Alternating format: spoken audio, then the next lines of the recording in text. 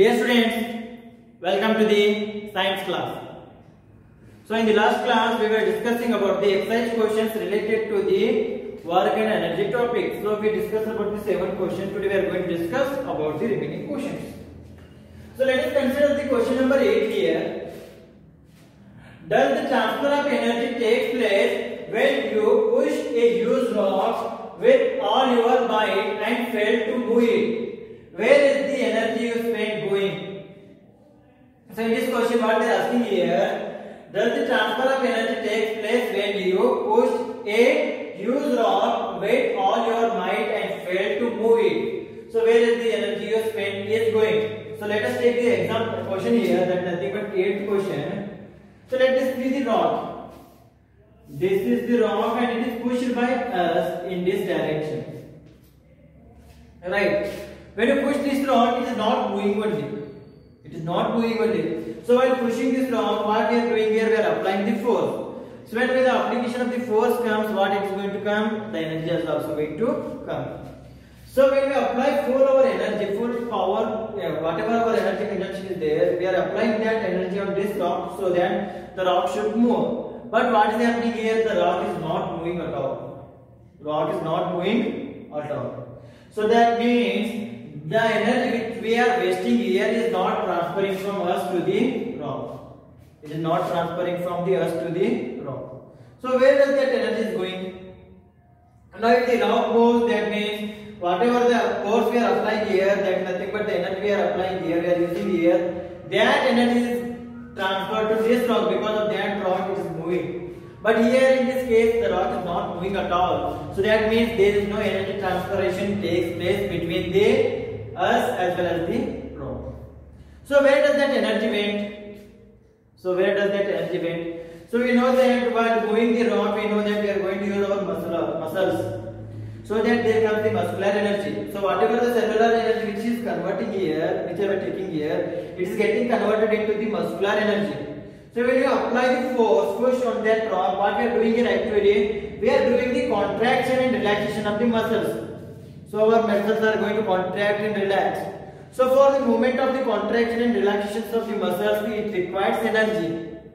It requires energy. So that cellular energy which is converting into the muscular energy here for the contraction and relaxation of the energy. Because of that thing, because of that continuation motion of those things, again that muscular energy is getting converted into the heat energy. Because of that thing, we are going to sweat a lot. We are going to sweat a lot, as well as our body becomes hotter. It becomes heat. It becomes heated one.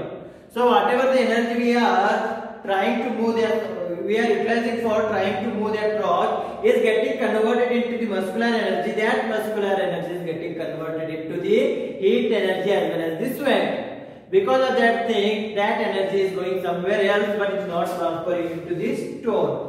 Because of that thing, it's not moving, and whatever the energy which is left here, it is getting converted into the muscular energy for the contraction and relaxation of the muscles. That energy again getting converted into the heat energy as well as the sweat. So because of that heat energy, our body becomes very heated while moving that rock. So this is the answer for the first question. I hope everything is clear now. Now let us take the 9th question here. A certain household consumes 250 units of the energy during a month. How much this energy in joules? A certain household consumes 250 units of the energy during a month. How much this energy in joules? So we already know that 1 unit is equal to how much? 1 unit is equal to 3.6 into 10 raised to 6 joules. So how much 250 units is equal to? It is nothing but 250 into 3.6 into 10 raised to 6 joules. So let us take the 9th question here and write down the given data. What they are given here? They are given the total energy consumed. So the total energy consumed is equal to 250 units. So we already know that 1 unit is equal to how much? It is equal to 1 kilowatt hour, which is equal to 3.6 into 10 raised to 6 joules. We already know that 1 unit is equal to 1 kilowatt hour. 1 kilowatt hour is equal to 3.6 into 10 raised to 6 joules. Therefore, 250 unit is equal to 250 kilowatt hours, which is equal to 250 into 3.6 into 10 raised to 6 joules. 3.6 into 10 raised to 6 joules.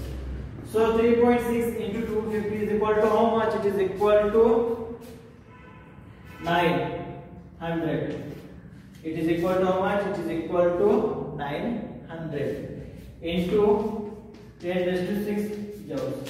So that is equal to 9 into 10 raised to 8 joules. So the total energy consumed in 250 unit is equal to how much? It is equal to 9 into 10 raised to 8 joules. Alright, so 9 to 50 into 3.6, how much? It is equal to 900 only. 900 into 10 raised to 6, it will become 9 into 10 raised to 8 joules. So this is the answer for the question number 9. Now let us take the question number 10 now. So what is that question here? An object of mass 40 kg is raised to a height of 5 meters above the ground. So what is its potential energy? The first question. If the object is allowed to fall, find its kinetic energy when it is halfway down. When it is halfway down. So let us see question number 10 here. What is given here in the question number 10? The question number 10, what is given here? See here. An object of mass 40 kg is raised to height of 5 meters. So let us this be the ground, and the object is raised up to 5 meters, having mass of 50 kg. Having mass of 50 kg. So we have to calculate the potential energy gained by this object, which is raised up to 50 kg. So which is raised up to 5 meters height. Next, in the same problem only, we have to calculate the kinetic energy when this object is left from that height and is covered half distance. It is halfway down. At this point, halfway down this point, we have to calculate the kinetic energy of this object. So for that reason, first we are going to solve for the potential energy. After that, we are going to solve for the kinetic energy. So what they are given here? They are given the mass of the object. They are given mass of the object, which is equal to how much? Which is nothing but m is equal to 50 kgs. Is that right? Yes. Next, what is given? Height of the object, which is gained. Height of the object,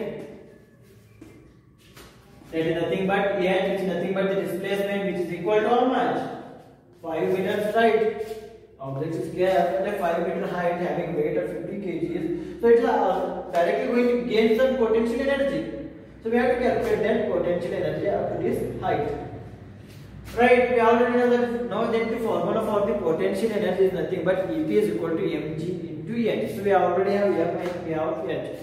So we already know that g is nothing but acceleration due to gravity, and it is also constant, universal constant. So that it has the always have the value of 9.81 meter per second square. So next given data is acceleration due to gravity. Acceleration due to gravity. That is nothing but g. Here I am going to take it as 10 meter per second square. So directly I am going to take it as 10 meter per second square, or else you can take it as 9.8 meter per second square. Both are same, so 10 is nearly equal to that 9.8. For the easy calculation purpose, I am taking it as 10. So therefore, what is we required here? We require the potential energy. So potential energy, that is nothing but EP is equal to question mark. So we know the formula for the potential energy, that is nothing but EP is equal to mgh. So what is the value of m here? Which is given as 50. What is the value of g here? We are taking it as 10. What is the value of h here? That is nothing but 5. So which is equal to 5 5 is 25. It is equal to how much? It is equal to 2500 joules. Which is equal to how much? Which is equal to 2500 joules. So So EP is equal to how much? EP is equal to 2500 joules. So next what we have to calculate here? We have to calculate the kinetic energy. Right, for the calculation of the kinetic energy, if you remember the formula, that is nothing but we have the formula Ek is equal to half mv square. Ek is equal to what? Half mv square. So we don't know the value of the velocity. So we have to calculate the value of the velocity at halfway down. At halfway down. So some object is there having a 50 kg mass which is kept at a 5 meter height. So when you leave that object from this point, and initially it has the velocity of 0 meter per second. So initial velocity is equal to 0 meter per second since it is at rest position. When you leave this object, what is going to happen? It starts to move. Right? It starts to move. That means it is going to gain some velocity. We already know that whatever the object which is in motion is going to acquire some kinetic energy. Now if it is acquiring the kinetic energy, we have to calculate the kinetic energy acquired by this object when it is halfway down. So halfway down is nothing but what? If the total height is equal to 5 meters, halfway down means it should be at 2.5 meters. So from the ground level, we have to calculate the kinetic energy gained by this object at 2.5 meters height. At 2.5 meters height. Right. So in two ways we can do this thing. I am going to use the formula for the kinetic energy. Another way is there. It is also easy one, but first here I am going to use the kinetic energy formula. So for that reason, first we know about the velocity of the object at halfway down. So therefore, the velocity of the object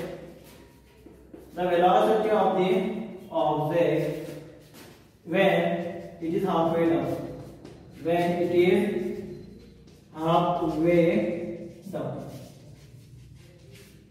So we already know that at top it is at rest position, so that its initial velocity u is equal to 0. Therefore, u is equal to 0. Initially it is at rest.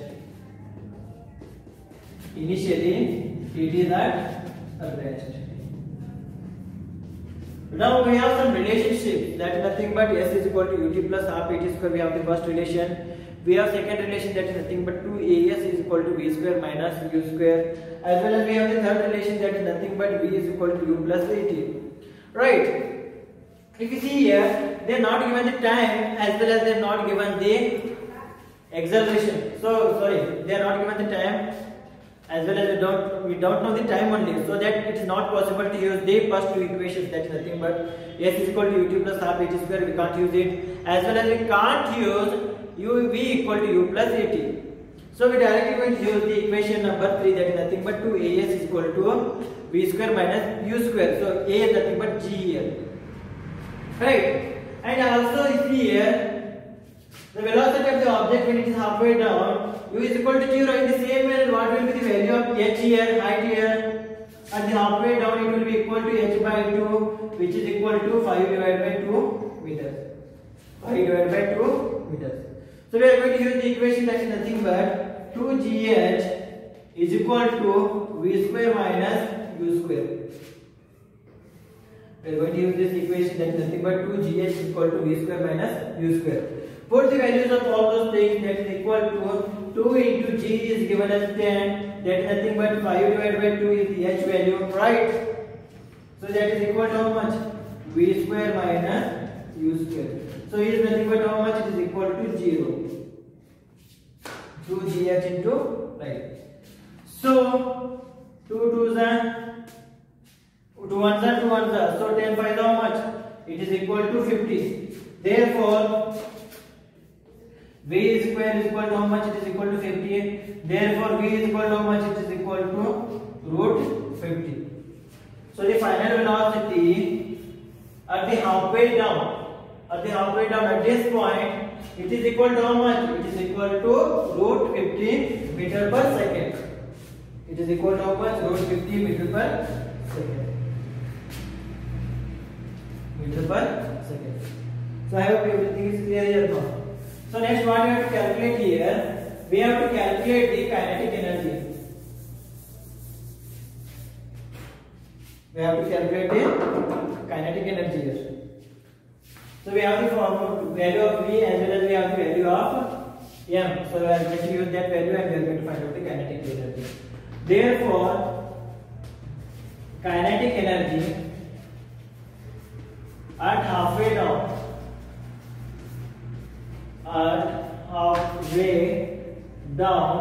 is nothing but what? Ek is equal to half mv square.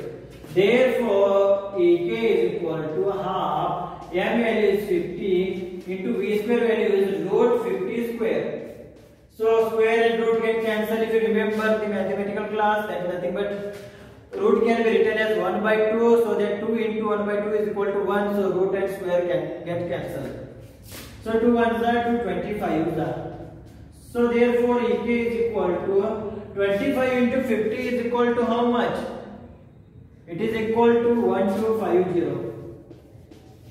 1250 joules. So therefore the kinetic energy at halfway down is equal to how much? It is equal to 1250 joules. Therefore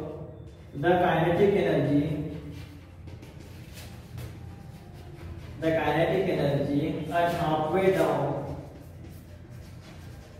is equal to 1250 joules. It is equal to how much? 1250 joules. Another alternative method is there to solve this question. If possible, if you correctly know the concepts of the kinetic energy as well as the potential energy, you can directly solve this question here. So initially see here we have the kinetic energy amount is potential energy amount is equal to 2500 joules. We know that. So what we have to do here, we have to calculate the potential energy when the object is halfway down. We have to calculate the potential energy when the object is halfway down. So that means there will be reduction of the potential energy when it is halfway down. So whatever may be the reduction of that potential energy, that reduction is getting converted into the kinetic energy. Now if you check here, if you take the potential energy at this point, it will be equal to 1250 joules. So initially we have 2500 joules, but we are getting as to 1250 joules now. So where does the 1250 joules is getting converted, getting over, or where it is going? It is getting converted into the kinetic energy. So that thing also can be used. Alternative method, by using only potential energy, we can also calculate the kinetic energy here. By the law of conservation of energy, amount of potential energy loss is equal to amount of kinetic energy gain. So that can be done here. So this is the best method to solve. If you don't know, you can use that method also. So this is about the question number 10 here.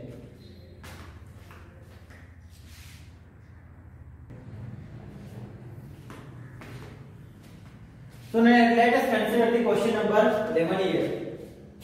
What is the work done by force of gravity on a satellite moving around the earth? Justify your answer. So let us take the question number 11 here. What the question number 11 states here? What is the work done by the gravitational force of the earth on the satellite which is revolving around the earth? So this is the orbit of the satellite, or this is the satellite. Right. So what is the question here? What is the work done by the force of gravity on a satellite moving around the earth? Justify your answer. So let the satellite is moving around the earth in this orbit, and the gravitational force is acting in the downward direction. It is downward direction. So what may be the work done by the gravitational force on that satellite? The work done by the gravitational force on that satellite is equal to 0. It will be equal to 0. Why? By the convection, by the convenient purpose, or convection purpose, we know that the work done on anything, it will be equal to 0 when the force and displacement both are in perpendicular direction. Both are in perpendicular direction. So see here, if this satellite is moving in this direction and the force which is acting downwards towards the earth, so that they are making an 90-degree angle. So the 90-degree angle is nothing but what? Both are in perpendicular direction. So if both are in perpendicular direction, then then what does it mean? The work done is equal to 0. So we have the formula that is nothing but W is equal to Fs cos theta. Fs cos theta, about that thing cos theta you are going to study in the 10th class. Up to that point, remember that if both are perpendicular direction, both having a 90-degree angle, then the work done will be equal to 0. Work done will be equal to 0. So for that we can say that the motion of the satellite is in circular manner. It is in the perpendicular direction to the gravitational force. Because of that thing, the work done by the gravitational force on that satellite is equal to 0. It is equal to 0. So that is the answer for the 11th question. I hope everything is clear. About that already we discussed while discussing about the work. So work has to be said, that work has to be done. We know that there should be a displacement and there should be a force acting on that thing. Right. And in the same manner, if the force and the displacement are both in same direction or both in the opposite direction, if both are in the same direction, we are going to take the work done as the positive, and both are in the opposite direction, then we are going to take the work done as the negative. But both are in the perpendicular direction, then we are going to take the work done is equal to as 0. So if both are working in the acting in the perpendicular direction, that means the work done here is equal to how much? It is equal to 0. Right. Now next question number 12 here. Can be there displacement of an object in the absence of any force acting on it? Can be the displacement of an object is 0. Sorry, what is that question here? Can there be a displacement of an object in the absence of any force acting on it? Sorry, can be there any displacement of an object in the absence of any force acting on it? Then discuss this question with your friends and teacher. So actually the meaning of the question here, is it possible that the displacement of the object is there if there is no forces acting on it? If there is no forces acting on it. So we are going to give the answer in two ways. Yes, we can give answer as yes, as well as we can give the answer as no also. Now let us take the example of the no first. No, it is not possible that the displacement will be not there if there is no forces acting on that thing. No forces acting on that thing. So let us take an object which is at stationary state, that nothing but it is at rest position. So we have to move this object from the rest position to motion. So is it possible that without applying any force, is it possible that this object is going to displace its position? No, it is not possible.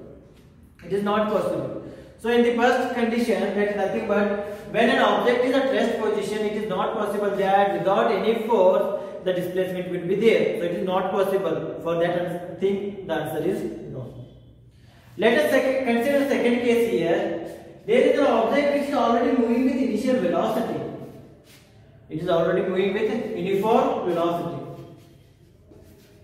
It is already moving with uniform velocity. So we don't know the value of uniform velocity, but it is already moving. So without application of the force, that means it is not going to change its speed only. So it is going to move with the uniform velocity. That means it is displacing. That means it is displacing. So that without any force acting on that object which is already moving with uniform velocity, still it displaces. So here the answer will be yes. So we can give both the answers, no as well as yes. No, it is not possible to the object to be displaced if the object is placed at a rest position and without application of the force. So we have to apply the force there. In another condition, if the already object is moving with uniform velocity, it is not possible. It is going to be displaced with acting of the force or without acting of the force. So in the both ways, it is possible that we are going to give the answer. But for our main purpose and main answer, it should be it is not possible that without force the object is going to be displaced. We have to give that answer. When the object is at rest position, if it doesn't apply any force, it doesn't going to displace it. So it is the correct answer. You can go both. You can give both the answers, right? You can give yes as well as no answer. Yes, if the object is moving with uniform velocity. No, if the object is at rest position. So this is the answer for the question number 12.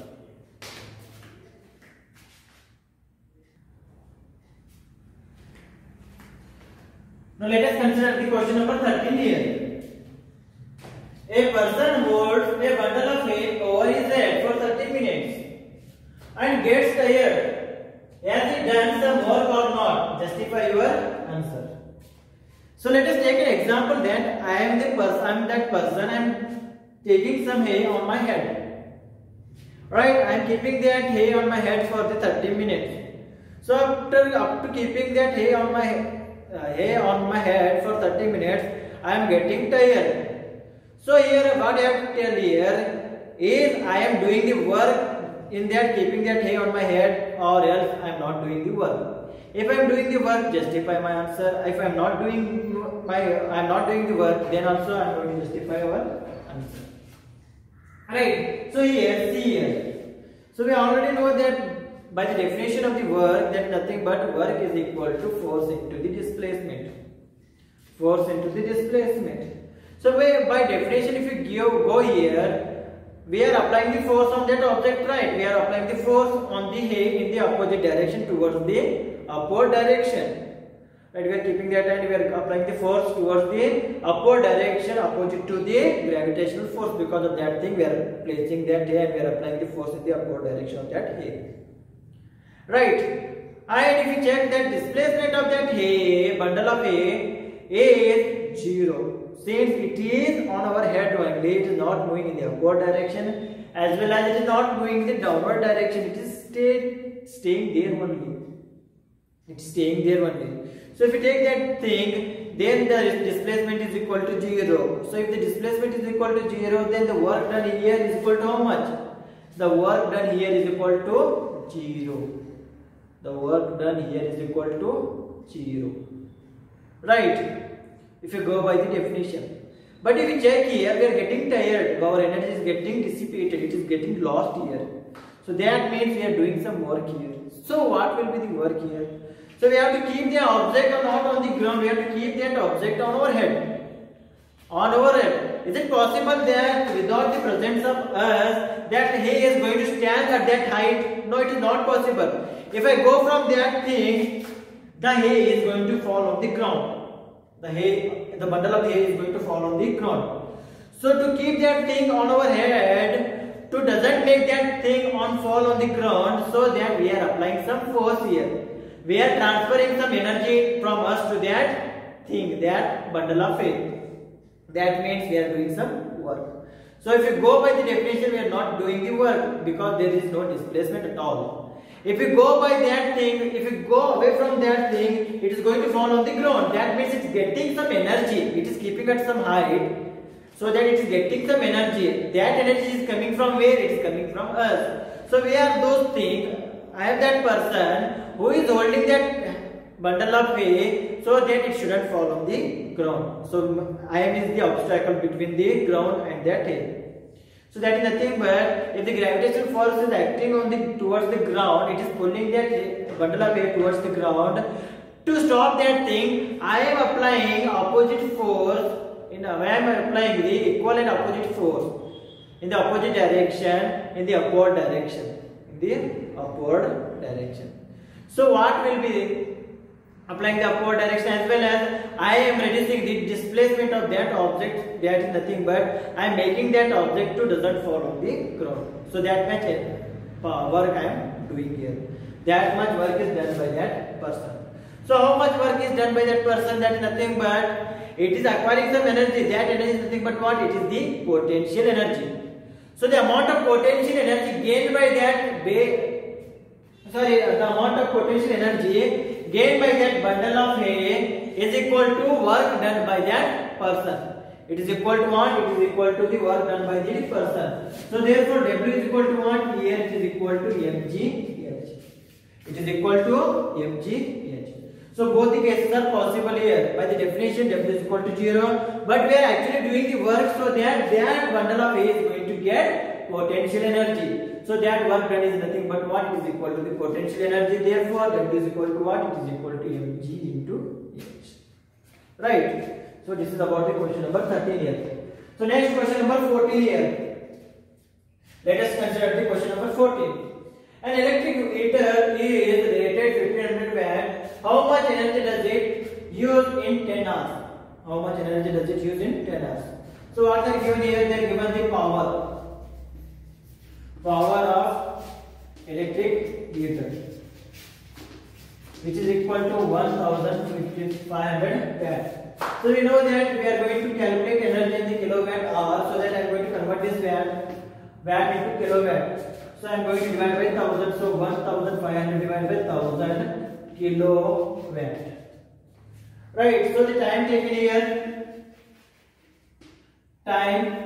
here, which is nothing but T is equal to how much? Which is equal to the 10 hours.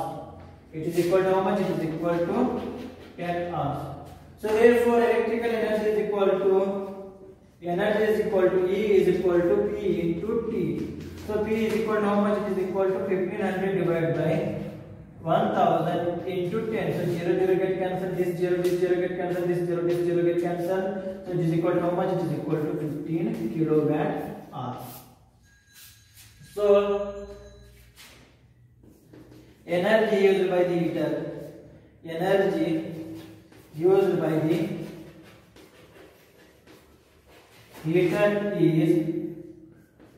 1.15 kilowatt hour, or it is equal to the 15 units. So this is about the question number 14, and we remain with the 7 questions, that is 15, 16 up to 21. So those questions we are going to discuss in the next class. Up to that point, thank you, take care, stay well, stay home.